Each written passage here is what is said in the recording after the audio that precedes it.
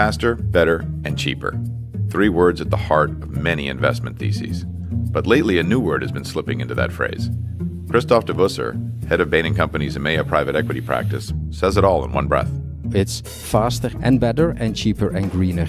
Greener. There's a generalized anxiety over the environment driving sudden shifts in market demand. Yeah, increasingly offering something to the consumer that is better for the world, that is greener, drives winning brands and allows you to take share from competition. In short, green is not just a force for good, it's a force for disruption.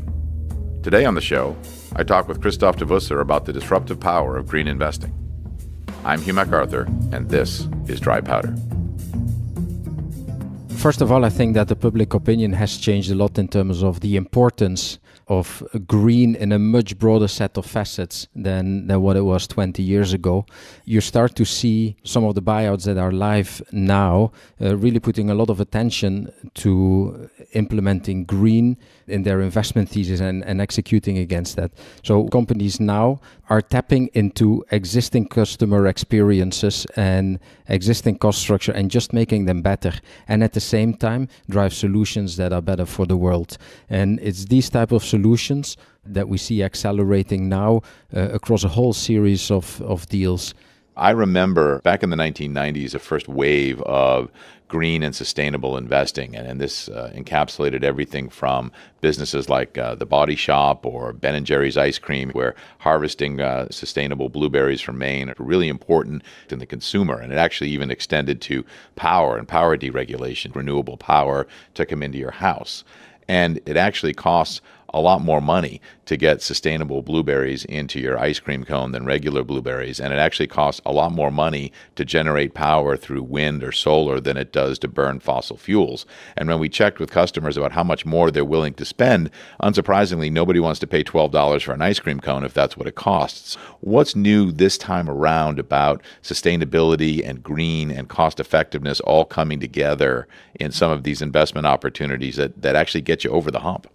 So one of the examples is moving away from the old classic margarine into fully plant-based solutions. So you're saying that there's a green and sustainable angle to a margarine business? Yeah, so the benefits from margarine is that it's not driven by animal products, but it hasn't been taken to the extremes of making it fully plant-based, no additives. And so by doing so, you actually tap into really what drives the value for customers now and what they're looking for in the brands.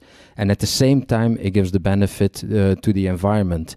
And so it's not necessarily entirely new businesses that are being created with unproven customer needs and customer use cases. And it's because they tap on and they disrupt existing customer bases in situations where the CapEx investment are significantly lower. Yeah, they have a better chance of success, let's say. So what you're saying is one investment strategy is to tap into known customer demand with known technologies and do it in a slightly different way, a more sustainable way in order to generate value. But what do we do about the disruptive clean tech that creates a sea change in demand, like the Impossible Burger? How can you use data science and other advanced tools to predict how customers will respond and whether or not new technologies will actually thrive?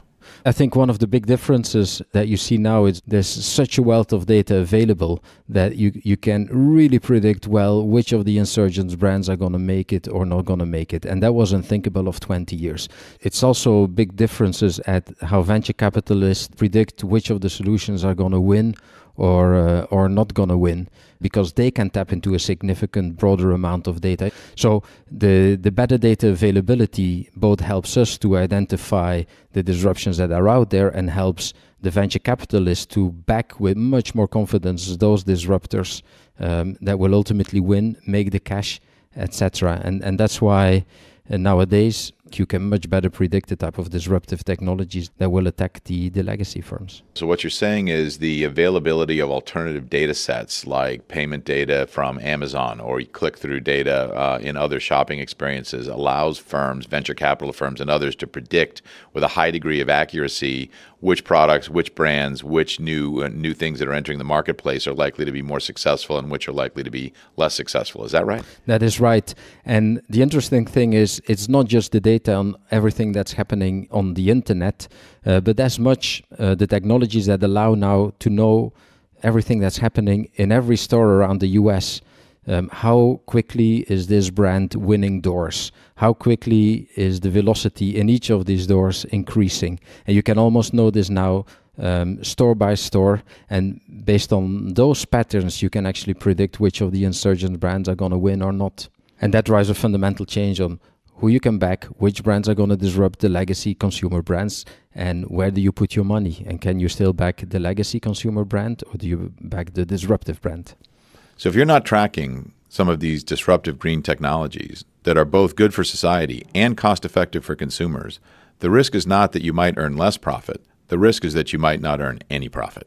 Because green today means better for the environment, better for sustainability and society in general. And if that's also done at a competitive cost, then you can bet the industry is going to move in that direction. And you do not want to be the last adopter in that type of situation.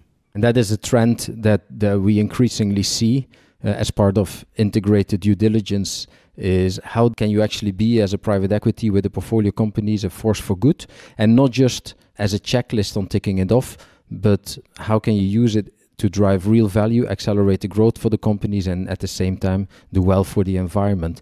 Every time we look into a packaging business nowadays, it needs to understand the fundamentals of how will it support the move to plastic-free, less waste, etc. packaging. And we see that at the heart of a lot of the investment considerations at this moment.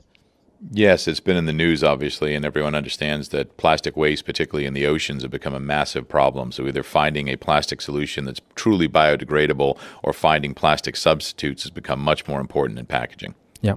So it sounds like from a green or sustainable perspective, what's different now from where we were 20 years ago is 20 years ago was kind of more pie in the sky. Let's do this because it's a good thing to do for the world. And now you're saying it's let's do that, but let's have it rooted in this can actually be done within the framework of a business model that makes money.